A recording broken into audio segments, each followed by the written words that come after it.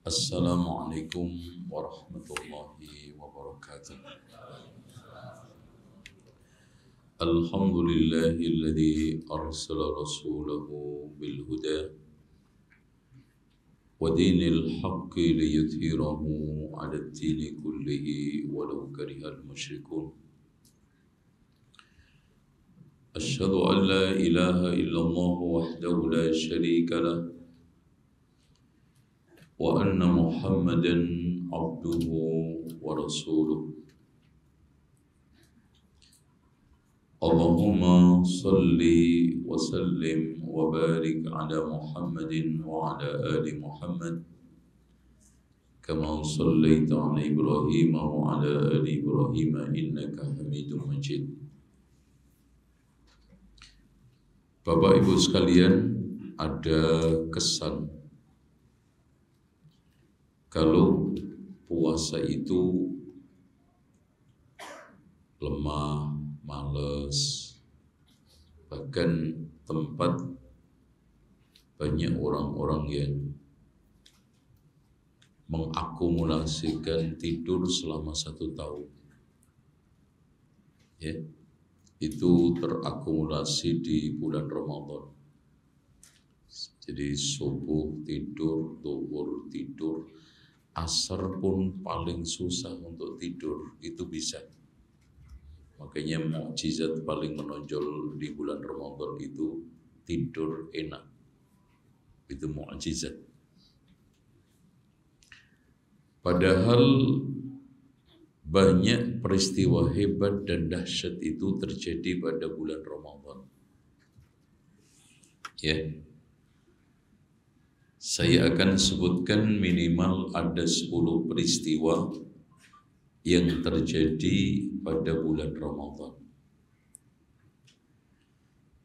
Peristiwa yang pertama adalah turunnya wahyu yang pertama, yaitu tanggal 17 Ramadan.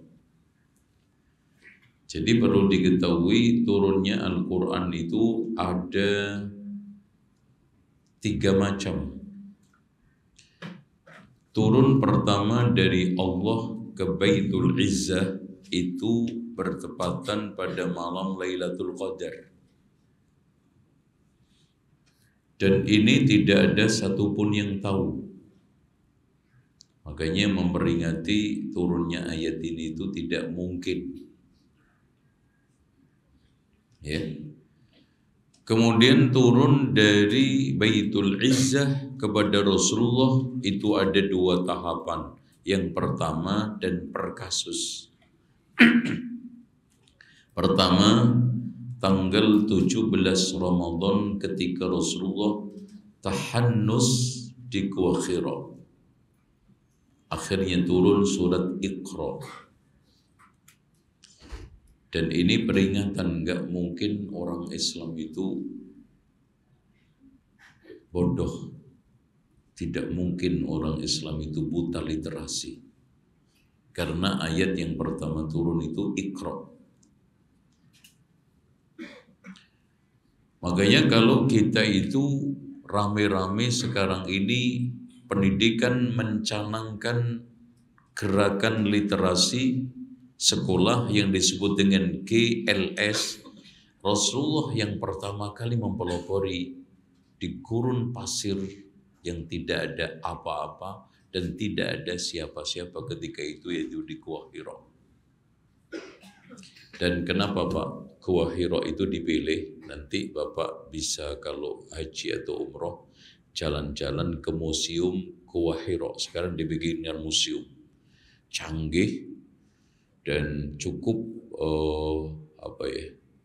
maju, ya, menggunakan smart, ya, teknologi paling canggih. Jadi kita digambarkan di sana seakan-akan ada di Gua Hira, persis sekali.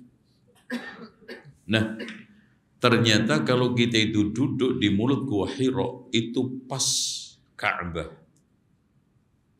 Makanya ditandai dengan jam. Jadi jam itu berhadapan-hadapan dengan mulutnya Gua Hira. jam tower Zam-Zam itu. Karena Rasulullah sedang merenungkan orang-orang jahiliyah, tokoh-tokoh jahiliyah di Mekah.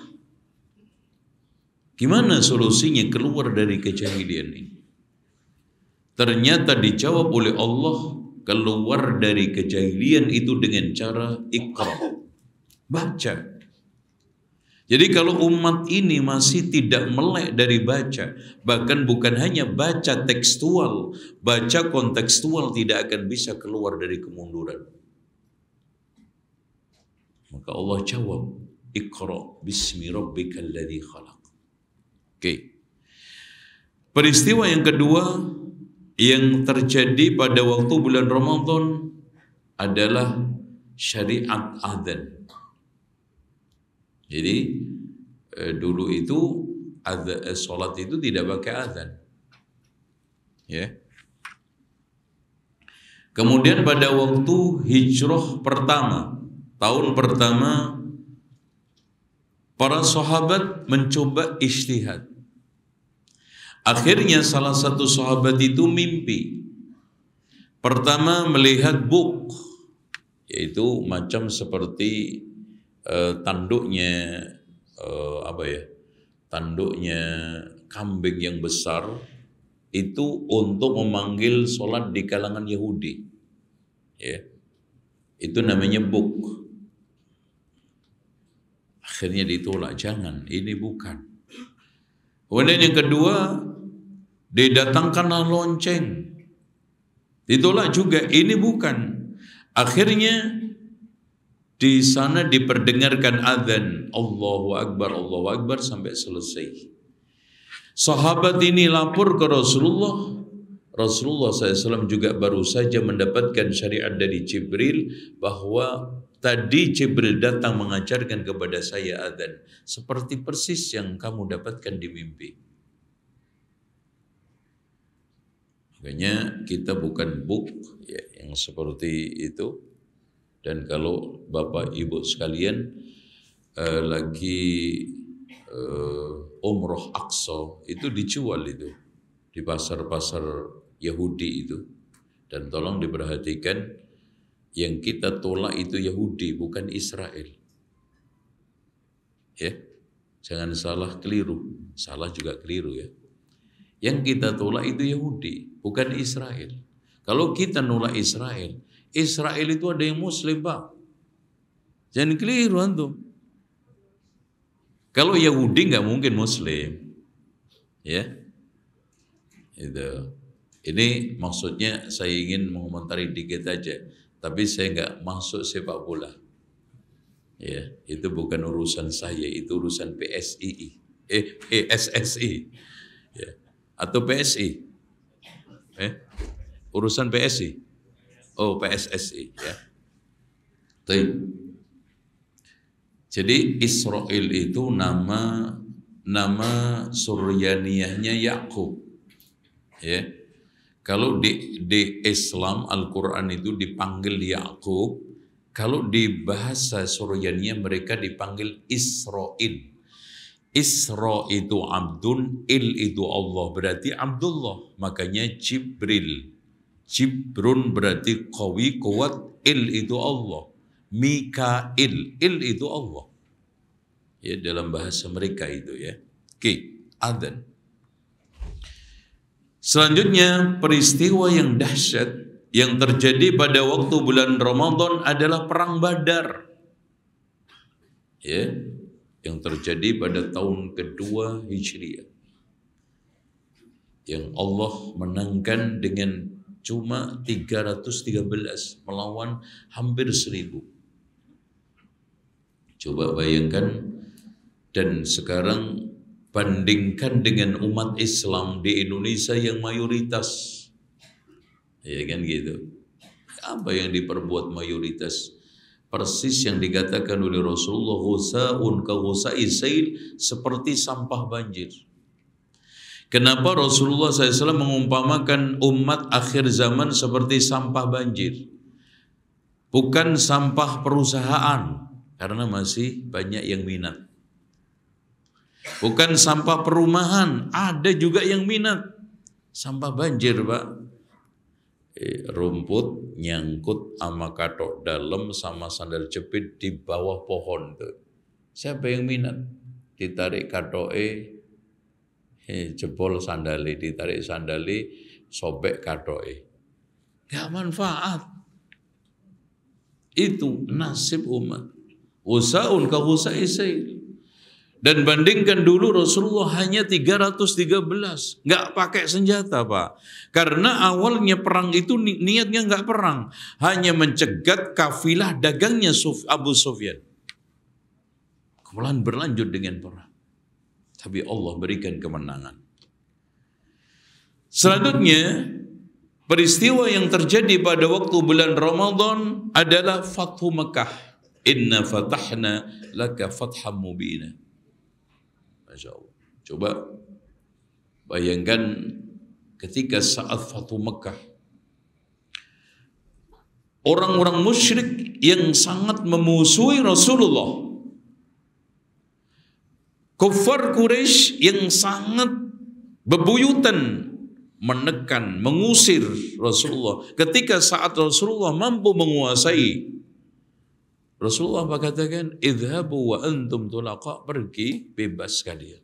Begitu tingginya toleransi Rasulullah. Maafnya Rasulullah, lapang dadanya kaum muslimin. Makanya bohong, Pak. Kalau umat Islam itu tidak toleran itu bohong. Ajaran mana? Ya. Bahkan surat yang paling toleran itu Qul ya ayyuhal kafirun, yang memberikan satu khotimah, satu penutup, lakum dinukum, silakan. Anda bebas sebebas-bebasnya mengekspresikan, mengamalkan keyakinan Anda. Lakum dinukum. Masya Allah. Makanya tidak ada surat paling toleran kecuali surat Al-Kafirun. Ada fatwa akhir-akhir ini ingin menghilangkan kafir. Orang non-muslim tidak boleh disebut kafir. Gimana? 400 lebih, Pak, disebut kafir di dalam Al-Quran. Terus antum kalau sholat gimana? Antum lompatin. Qul ya ayyuhal, lompat. Gak boleh ngomong kafir. Kalau membaca surat Al-Kafirun dilompatin. Batal sholat sampean. Ini yang terjadi. Aneh-aneh aja. Ya. Ini namanya fatwa yang dipaksakan. Fatwa sogokan. Fatwa ada udang di balik batu. Seperti contoh aja. Pernah keluar fatwa di Padang Panjang, rokok itu haram. Nyampe Jakarta masuk angin jadi makruh. Coba, masuk angin. Berarti nyampe Surabaya bila halalan thayyibah. Masya Allah. Ternyata fatwa itu bisa masuk angin di Indonesia. Masya Allah. Ini. Inna fatahna laka fatham mubina. Tapi saya nggak berusaha untuk bahas rokok ya. Karena antum nggak ngerokok semua insya Allah. Maksudnya siang ini. Nanti nggak tahu. Maghrib kayaknya jamak takhir nanti. Itu. Ada yang kadang-kadang Masya Allah. Kalau ada rokok panjangnya semeter dibeli itu. Masya Allah. Kagak berhenti. Itu. Sampai ditegur sama Pak Imam. Pak, udah qomat Pak Isa. Tartat mubadir. Masya Allah. Ngerti juga dia mubadir. Ya. Baik. Peristiwa yang dahsyat lagi yang terjadi pada bulan Ramadan adalah Fathu Andalus. Masya Allah. Ini coba bayangkan Pak. Tariq bin Ziyad. Yang nama teluk dan gunungnya di pinggir pantai disebut dengan Jabal Tar. Ya. Satu panglima yang gagah berani. Perangnya nggak main-main Pak. Setelah pasukan mendarat, kapalnya semua dibakar. Masya Allah. Dibakar. Wahai teman-temanku sekalian yang mengikuti perang saya, kalian tidak ada pilihan lain. Belakang kalian laut atau depan kalian musuh. Mau pulang balik, mati. Kan gitu. Tenggelam. mau maju, kita menang bersama Islam. Masya Allah. Akhirnya Allah berikan kemenangan dan itu akhirnya menjadi bibit kemenangan Andalusia. Tuh. Dan Andalusia itu dipimpin oleh Islam selama 700 lebih tahun. Tapi sekarang hilang, Pak. Makanya betul kata Kiai Haji Ahmad Dahlan. Allah menjamin Islam ini tidak akan hilang dari bumi. Tapi Allah tidak pernah menjamin tidak hilang dari Indonesia ini. Ya. Bapak tahu nggak? Campa dulu itu negara Islam dengan jumlah sensus 99% umat Islam, 1%-nya tok yang sekarang bukan Islam. Sekarang kebalik. Umat Islamnya cuma 0,5%. Hilang. Sunan Ampel dari mana? Ayo, yang tahu sejarah. Dari Campa. Wali-wali dulu itu, Pak, pusat awal transitnya kalau nggak Malaka, Campa. Karena itu daerah kekuasaan Islam yang paling santri. Makanya rata-rata yang diambil menantu raja-raja Campa itu kaum-kaum santri semua. Di antaranya siapa? Bapaknya Sunan Ampel, yaitu Ibrahim Samarkandi. Sekarang Andalusia berapa persen? Dan di Islam sudah mulai tanda-tanda. Ya, banyak orang Islam yang memusuhi agama Islamnya sendiri. Makanya kita khawatirkan di Islam ini seperti yang dikatakan Ali, akan datang suatu zaman tidaklah tersisa dari Islam kecuali tinggal namanya dan tidaklah tersisa dari Al-Quran kecuali tinggal tulisannya. Mereka membangun masjid megah-megah tapi dari zikir kepada Allah adalah sepi, sunyi, senyap. Masya Allah. Wa syarru ahli dzalika zaman, manusia paling busuk ketika zaman itu adalah ulamanya. Tuh, Pak, ngeri. Bukan pengusahanya, bukan tentara polisinya, ulamanya. Karena merekalah yang mengacak-acak agama, membingungkan, menyesatkan umat dengan fatwa-fatwa yang sesat. Sumber fitnah dari mereka. Tuh, Andalusia. Selanjutnya, peristiwa yang terjadi pada waktu Ramadan adalah perang Khandaq sama perang Tabuk. Bapak perang Tabuk pernah? Tahu nggak? Bapak pernah nggak ditabuk orang? Ini sama dengan Tabuk sama Tabuk, sama? Enggak. Jadi Tabuk itu spektakuler, Pak. Perang tanpa menang tanpa perang. Rasulullah ketika itu melewati Madain Soleh yang sekarang ditemukan. Kata Rasulullah SAW, janganlah masuk kalian ke daerah Madain Soleh ini kecuali dengan menangis. Kalau tidak menangis, bikinlah bagaimana caranya untuk menangis. Sekarang mau dibikin tempat wisata paling eksotik karena lebih indah daripada Petra. Bapak pernah ke Petra? Terus nang dia sampai nih ya. Iki enggak ya.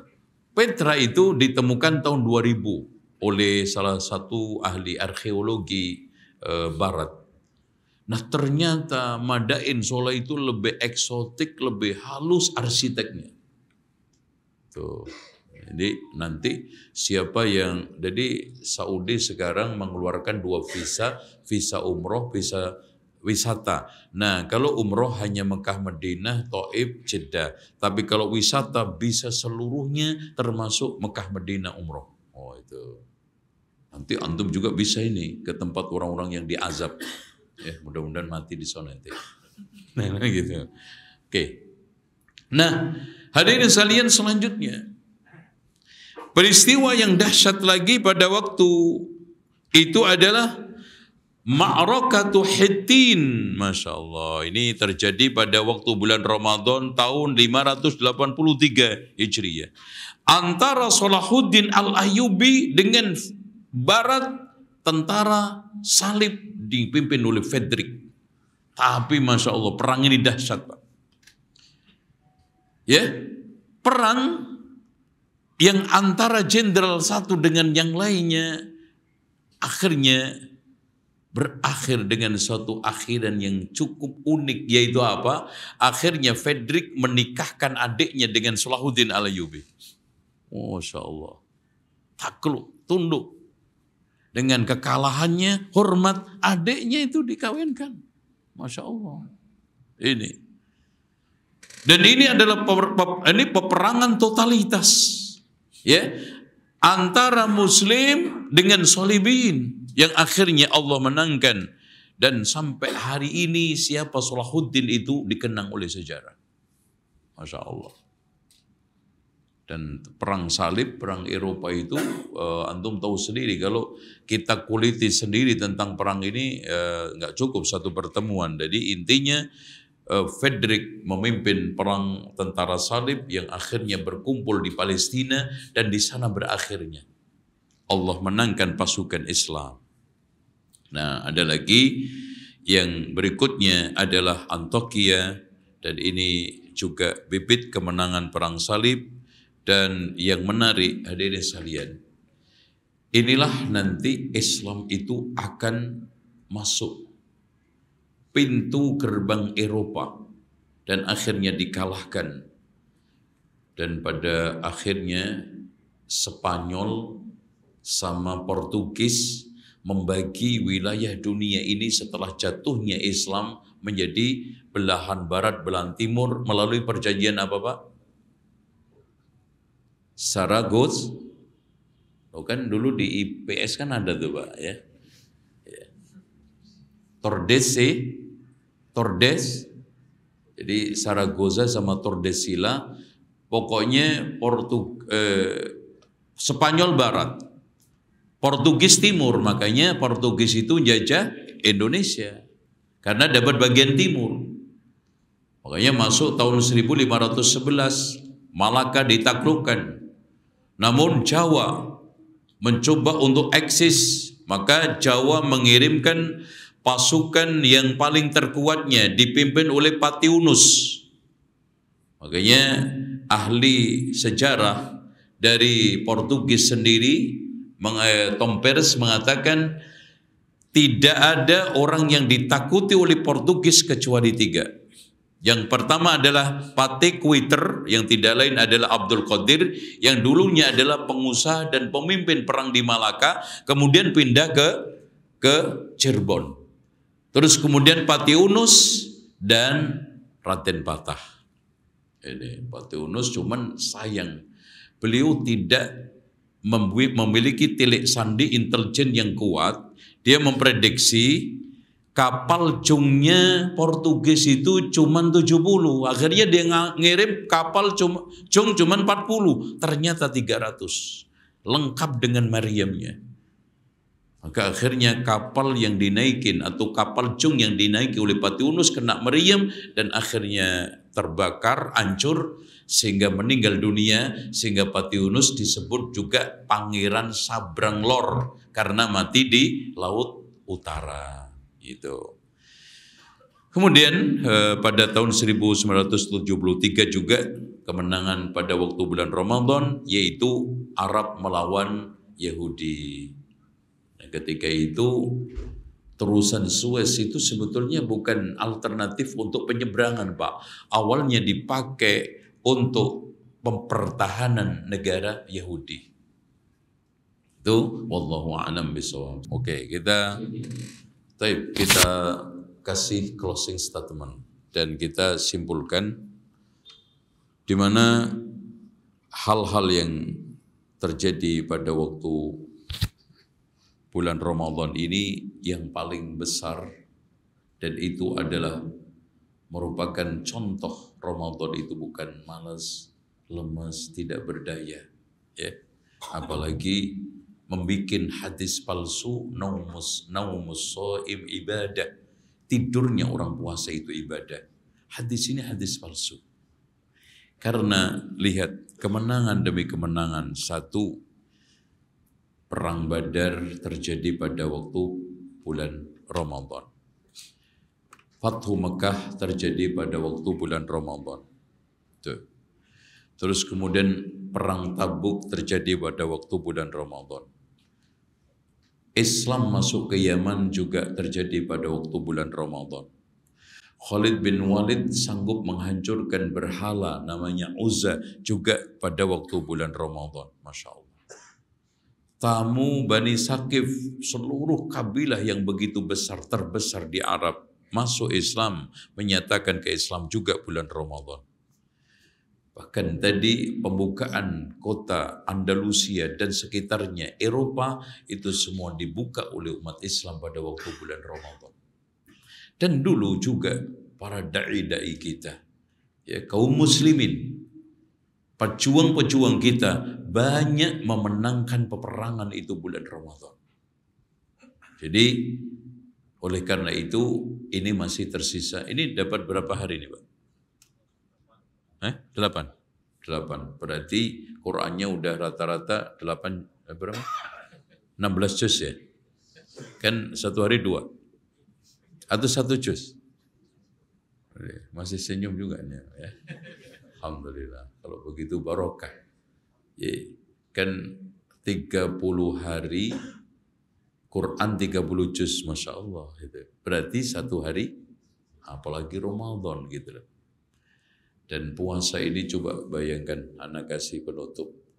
Sehat Pak. Pertama Daud, sehari ngisi, sehari nguras. Oh Masya Allah. Nggak mungkin antum terjadi penggelembungan kolesterol, itu nggak mungkin. Sehari ngisi, nguras. Kalau nggak bisa, harian, mingguan. Senin, Kemis. Kenapa Senin? Karena rata-rata Jumat, Sabtu, Ahad pol-polan makan. Nggak walimah, nggak liburan, macam-macam. Dikuras hari Senin. Kenapa Kemis? Persiapan, Masya Allah. Nggak bisa juga mingguan, bulanan. Dibikin Ayyamul Bid 13, 14, 15. Kenapa? Karena ternyata ada hasil penelitian yang cukup mengejutkan. Orang-orang temperamental dan emosional serta pecandu narkoba itu ternyata kumat-kumatnya puncaknya itu tanggal 13, 14, 15. Kenapa? Ternyata pengaruh gravitasi bumi. Jangankan darah manusia, laut aja pasang itu. Makanya dikendori dengan puasa, netralisir tanggal 16, 17, 19, 21 dibekam. Dan subhanallah, ana nyoba berkali-kali. Bekam yang paling maksimal darahnya tanggal itu. Jadi seakan-akan Allah itu memberitahu darah lo keluar nih, mau diambil. Disiapkan itu. Makanya tidak dianjurkan bekam di awal bulan karena darah terlalu encer, di akhir bulan terlalu kental. Nah, pas ini nih, kan habis puasa. Nah, nggak bisa bulanan dipaksa sama Allah. Tahunan, Ramadan. Nah ini ojo puasa tutup kendang Pak. Cuman awal sama akhir, itu jangan. Ada yang awal, tengah, akhir. Udah gitu ngeyel lagi. Kan ini sama Pak. 1 dibanding 10. Kan gitu. 1 kali 10, 30 juga. Nutup kan. Ngeyel itu namanya. Ya, tuntas. Tarawih juga tuntas. Ya. Dari awal sampai akhir. Ini udah mulai di beberapa masjid seleksi alam. Nanti 10 terakhir ketahuan penduduk masjid aslinya. Kan gitu. Yang lainnya kemarin ya ada yang seberangan, ada yang macam-macam. Nah mudah-mudahan kita sampai Lailatul Qadar. Kapan lagi akselerasi amal? Tahu? Itu 1 kali kebaikan dilipat lebih dari kapan antum keturutan beribadah 1000 bulan, Pak? Nggak mungkin. Menurut kekuatan dan macam manusia apapun, nggak mungkin bisa tahajud. Diterima oleh Allah 1000 bulan. Nah ini, makanya mudik ditahan dulu. Mudik yang paling bagus itu Pak, 6 bulan setelah hari raya. Wah itu enak nggak macet. Nah gitu, bener kan? Terus ya pakaian juga gitu-gitu aja, kita ditipu oleh berbagai macam desainer ya. Udah, yang penting sholat kita kena. Fokus untuk iktikaf. Bisa di masjid, jami, syukur-syukur. Kata Hudzaifah, tidak ada iktikaf yang paling sempurna kecuali Masjidil Haram, Masjid Nabawi, dan Masjidil Aqsa. Demikian, aku lu qauli hadza wa astaghfirullah li wa lakum wa astaghfirullahal azim innahu ghafurur rahim. Wassalamualaikum warahmatullahi wabarakatuh.